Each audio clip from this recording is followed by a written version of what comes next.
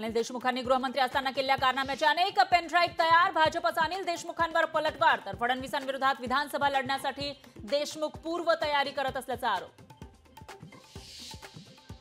महायुतीला पाठिंबा देणारे राज ठाकरेंचा 1 महिन्यात निर्णय कसा बदलला? बिनशर्त पाठिंबा देणारे राज ठाकरेंच्या स्वबळावर नाऱ्यावरून शिवसेना उद्धव बाळासाहेब ठाकरेंची टीका।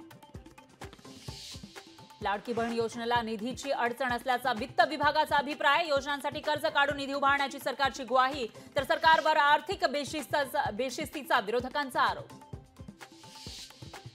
ठाण्यात शिवसेना युबीटीला मोठा धक्का। राजन विचारेंचे कट्टर समर्थक मुख्यमंत्री शिंदेंच्या गळाला। विधानसभा निवडणूक स्वबळावर लढण्याची राणेंची मागणी। निवडणुकीमध्ये कोकण काबीज करण्याचा राणेंचा निर्धार।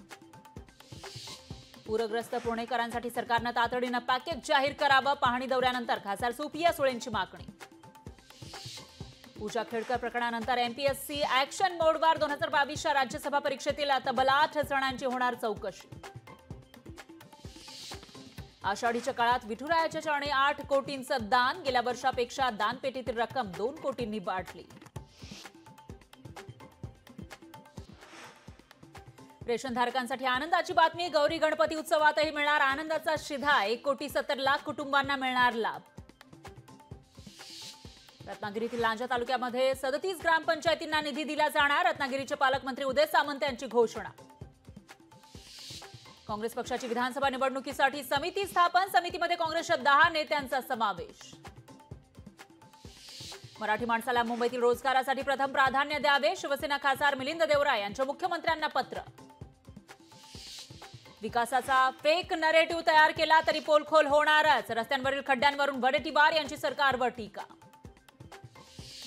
अब्दुल सत्तारांच्या शुभेच्छा बॅनरवर विरोधकांचे फोटो। भाजप नेत्यांकडून बॅनरवरील फोटोंवर नाराजी व्यक्त। वादग्रस्त आयएस पूजा खेडकर यांचा आणखी एक प्रताप समोर। दिव्यांग प्रमाणपत्रासाठीच्या कागदपत्रांची झोल। पत्त्यांमधील गोंधळामुळे दिव्यांग प्रमाणपत्रावरही शंका। मुंबई दक्षिण विभागात शिवसेना युबीटीचं आंदोलन। वरळी स्मशानभूमीच्या खराब बांधकामाविरोधात आंदोलन।